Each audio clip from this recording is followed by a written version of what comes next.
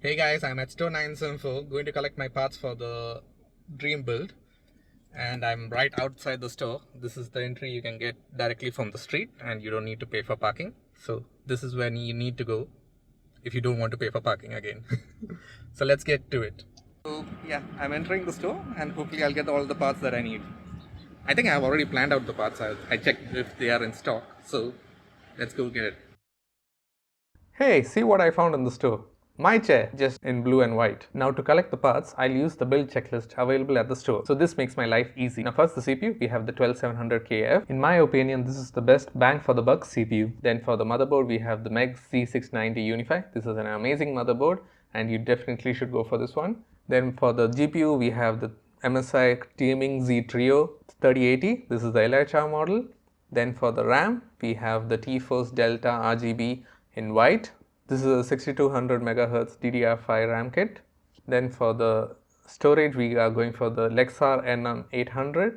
For the PSU, we are going for the Lian Li SP 750. This is a 750 watt 80 plus gold power supply. Then for the cooling, we are going for the MSI MPG Cool Liquid K240 AIO. I also bought the LGA 1700 bracket kit that is necessary to be used on an Z690 motherboard. With that, my build checklist is complete.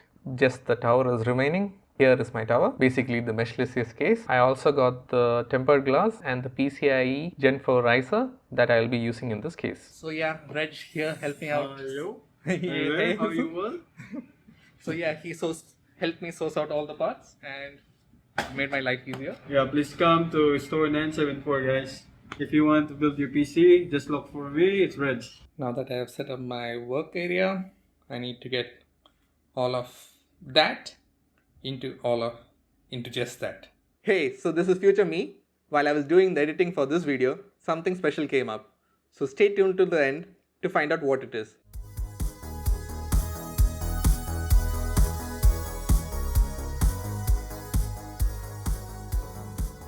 So we have the MEG Z690i UNIFY. This is one of the top end motherboards from MSI for the ITX variations. You get a dusting brush. That's cool. Okay, and bunch of cables, the sticker, the badge if you want to put it on your case, and the manual.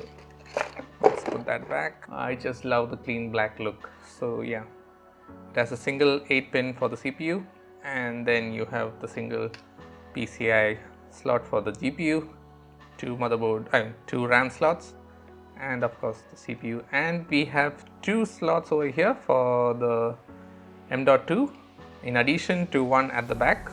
There's one M.2 over here. You get a USB header, C header for your USB-C port on the case, and everything that you need, USB 3, 4 SATA, and everything. That's pretty much enough. And looking at the I/O side, we have a DisplayPort, HDMI, the BIOS flashback button, several USB 3.2 Gen 2 I believe, and this is the 10 Gbps high speed USB ports over here, two Thunderbolt ports, Wi-Fi, 2.5 GHz LAN, and two DisplayPort in. I'm not sure what this does. I need to go look into the website what the DisplayPort in is for. But however, let's move on. Then we have the mic jack, line in jack, and the line out. This is for your speaker. So that's our CPU right there. Remove this. Okay, it's all okay. And yeah, push it down. It's gonna pop out. And that's it. So now we have the T-Force Delta DDR5. This is pretty overclocked RAM. It's a 62 MHz version. So I hope this motherboard handles this and I can turn the XMP profile to have this in its native, not in native, in its overclocked 62 MHz frequency.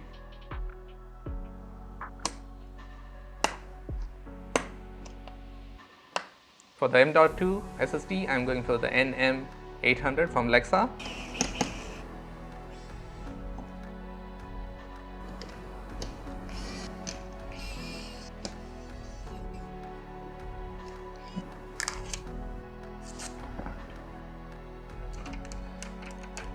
I'm pretty much done with this, and now we'll move on to the case. I'm not going to do a test boot.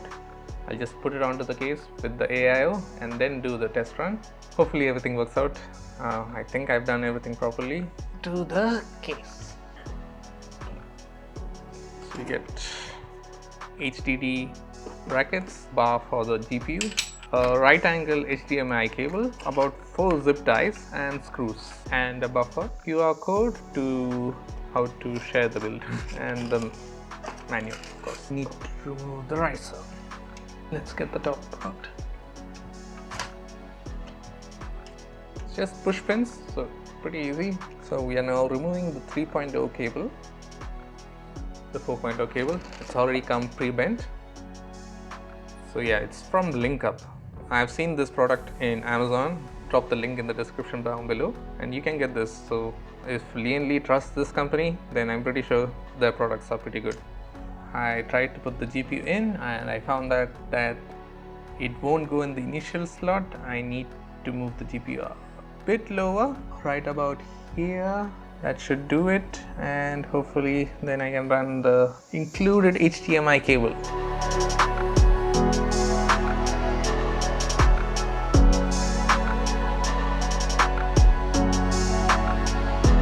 I've only worked with ATX PSUs before. I am really amazed to how small an SFX PSU, and this is the 750 watt one. I also have a 750 watt one in my main system, but that's a platinum, 80 plus platinum from Seasonic, which is a high end one. This is a 80 plus gold 750, and wow, it's pretty small compared to the other one. It's quite heavy, not as heavy as the other one. I mean my own one. I wish the Lian Li was over here rather than down below.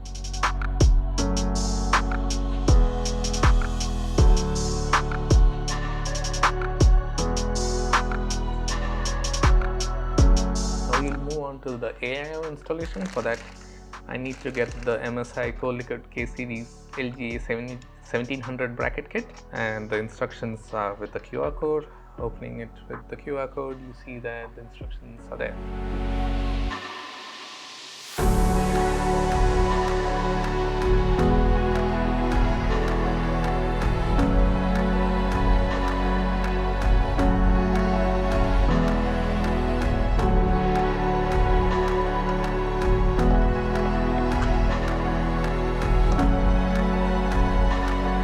I can't close this up with either the glass or the mesh panel because the AIO is a bit too tall for both of them, and if I put this plastic cover on top of it, absolutely not. I think I need to go for the NZXT. I didn't want to go for the NZXT AIO because I have to install another software for it, but what the heck, I guess we need to do this. So that's it. I'll be back with a new AIO and remove all this crap from this. So yeah, we're gonna use the same bracket for the NZXT cooler. And before that, I removed this bar over here. This was over here inside. Okay, now removing this. Yesterday I had time to contemplate and look through some builds online, and through some Reddit posts I noticed that people are running tubes from here all the way and having the rad and the back and with the fans in the front, and that's possible when you're having the tubes coming out from here. So that's what we're gonna do. Hopefully I can fit the 280 AIO this way.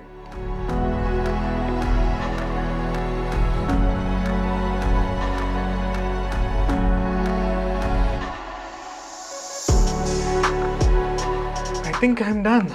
Oh god, this took a lot of time. I'm not done. I have still some more cleaning up to do.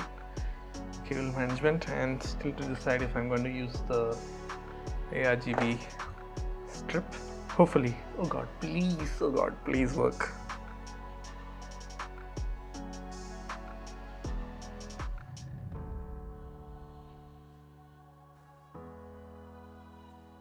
It's power cycling.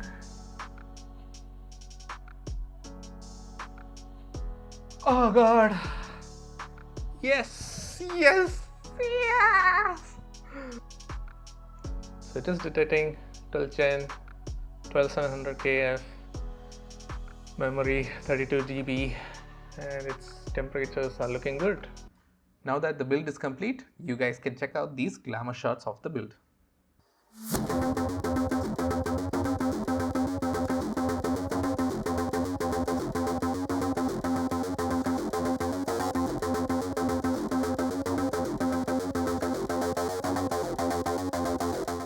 Now on to some benchmarks, comparing my behemoth of a PC against this tiny wonder. First, the Cinebench R23 results. Over here, the Dream PC has inched out ahead against my PC with a score of 2243 versus 21994. Cinebench is mostly CPU dependent, so here it shows that 12700K or KF is the better processor. In Firmac, however, when testing at 1440p, my PC came slightly ahead with 198 FPS versus 190 FPS of the Dream PC. This could be down to the fact that the 6900 XT runs at a much higher frequency. Now to check the CPU temps when I was testing both the CPU and GPU at the same time. Here my PC clearly has the lead because of its much larger radiator and custom water cooling setup. However, the NZXT AIO does a pretty good job in cooling the 12700 KF. Do not forget that the Intel 12 Gen i9 and i7 processors are known to use a lot of power and emit a lot of heat. While on the GPU side, it's basically down to the GPU air cooling performance and the case.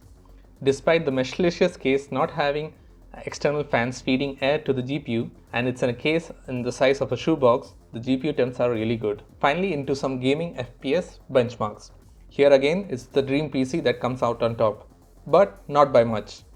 In CPU dependent esports games, the Dream PC is coming out on top, while on GPU dependent games, it's a bit of a toss. It's just amazing how much this little PC is performing in such a small form factor without having any thermal constraints. So I'm glad that I have been able to achieve what I set out to do with this build. That is to build a PC in a small form factor case without having any drawbacks. I hope with this build I was able to convince you that the small form factor PCs are not just for show, and that they are a viable option to consider for your next PC build. So now that the build is done, a little bit of closing thoughts. So wait, before we move on to the conclusions, I promised you guys something special. Yes? Well, it's this. The Meshlicious case. Sup, that is Lian Li, send me this case over to do a video on. But I've already done my dream build on it. So it's a high praise for the Meshlicious case that my dream build is to build a PC in the Meshlicious case. And by the way, if you're watching this video right now, my dream build is already sold. So sorry for that. But don't be disappointed. You guys have a chance to win this Meshlicious case. Yes, I'm giving it away. So you guys have a chance to build your own dream PC in the Meshlicious case.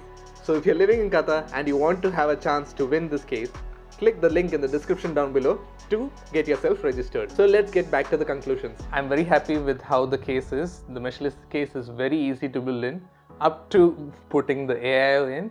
When I had to put the AIO, it resulted in me trying to troubleshoot of how to go through the tubing, how to manage the cables, these sort of things. But other than that, it was pretty easy. And yeah, I had to change the MSI AIO cooler because it was Z height was very tall and I couldn't close it with the mesh panel or the glass panel. So I had to scrap that and go with the X63. Well, I was going for the Z63 AIO from NZXT, but I ended up by mistakenly getting hold of the X63 and coming with it back home. So it didn't go as planned, but in the end I feel like it was a good thing. I mean, even if someone wants to use the mesh panel, you're not losing anything. You can use the mesh panel and still have a clean look. I'm happy that this PC, which is the size of a shoebox, is as powerful, or if not slightly more powerful than my whole behemoth of a PC over here that is water cooled, and it can keep toe to toe to such a big PC. And anyone who's grabbing this PC from Store 974 will not be disappointed of how well this PC is doing. You can play any of the AAA titles and any esport titles with a breeze, and you can play it at its highest settings. So if you're interested in buying this PC, check out Store 974. Until unless by the time I post this video, already someone's bought the PC. In any case, check out Store 974 because they have amazing builds at reasonable prices and you won't be disappointed with their customer service. So that's it for this video, guys. So if you like this video, please don't forget to click the like button, click on the subscribe and the bell icon to be notified on my future videos, because there's something special coming from Lian Li soon.